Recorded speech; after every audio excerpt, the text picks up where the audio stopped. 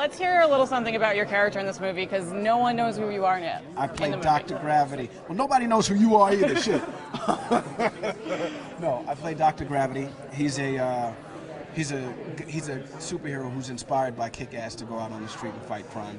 He also introduces Kick-Ass to this group, Justice Forever, which is very similar to the Avengers or very similar to Justice League.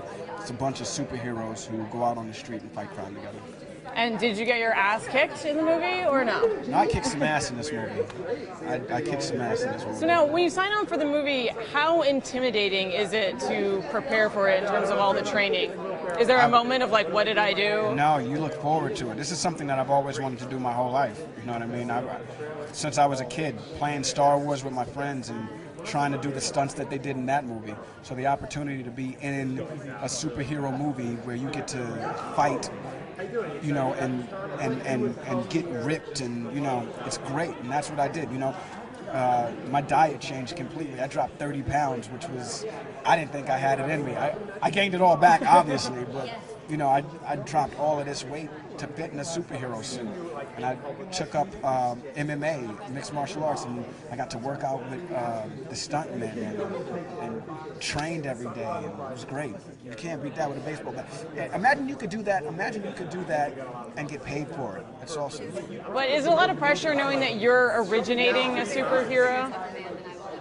In a way, a lot of pressure for you? Like, no one's played him before. You're the first one. Perfect. Good. I don't have to live up to anyone's expectations then, you know what I mean? I imagine it was just tough for Michael Keaton when he took on the role as Batman after, you know, after Adam West, you know? I imagine he was like, I hope people are as into this character, me playing this character, as they were with Adam. And then the same thing with Christian Bale when he took on Batman. Maybe even George Clooney felt a little pressure when he took on Batman. Right. You know what I mean? It's great to be the first. And how do you feel like this movie improves on the first one? It's bigger. There's way more action. And there are more superheroes and more supervillains, so it's all over the place. It's great, it's wonderful. And you really get to follow these characters, and you fall in love with these characters all over again. They're, you know, when we meet them the first time, Hit Girl, Mindy's a baby, pretty much, and Dave's a freshman in high school.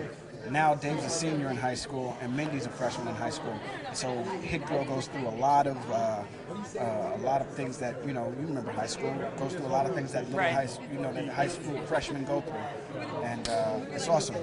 So now, speaking of high school, today is actually the 18th anniversary of the release date of Clueless. If I was born the day Clueless came out, I'd be graduating from high school this year.